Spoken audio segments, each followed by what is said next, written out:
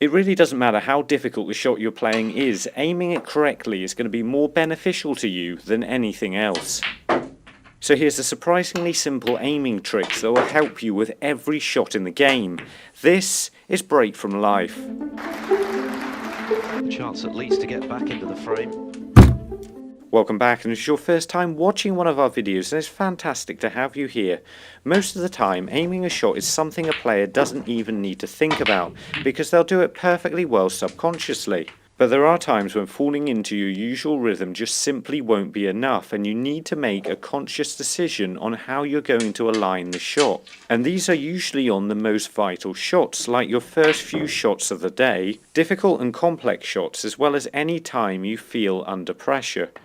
Interestingly, players often blame this on their cue action, but I often find that if I'm stood behind the shot, I can tell if a player is going to miss it or not, which side of the pocket they're going to miss, and how far by.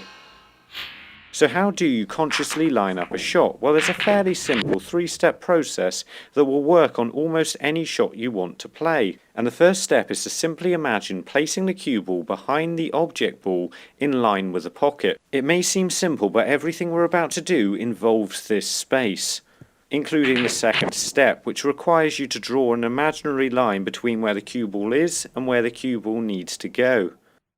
What's incredibly vital to be aware of here is if you draw a straight line between where the cue ball is and where the cue ball's going, it doesn't match up to the same place that the cue ball is striking the object ball. But this is in fact a very easy mistake to make, and it's one that not just new players to the game actually make. Your brain can be overcautious and stop you from allowing for this, and it's usually on the shots that you need to pot the most.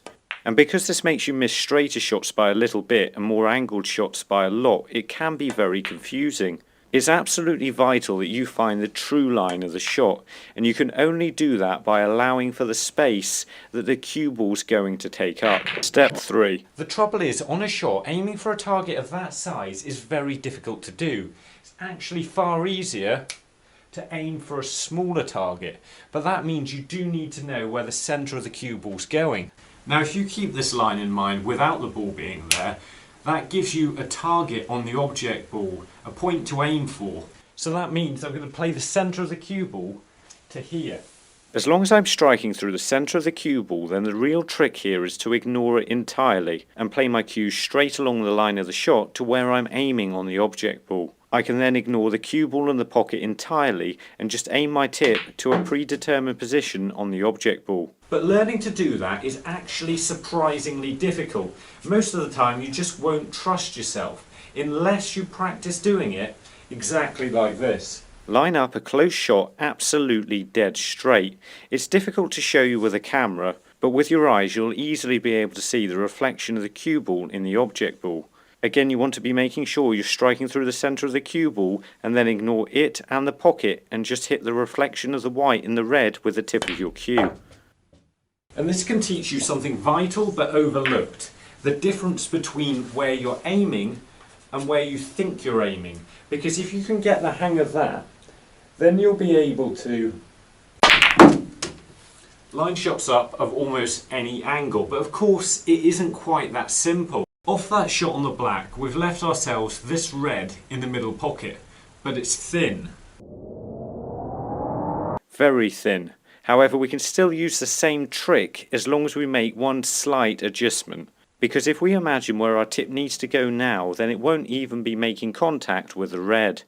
So we're not going to bother, and instead we're going to aim using the contacting edge of the cue ball, and this does seem difficult. Judging where the edge of the cue ball is going is actually a lot easier to do than you'd think, and it makes really tough pots like these actually possible to play.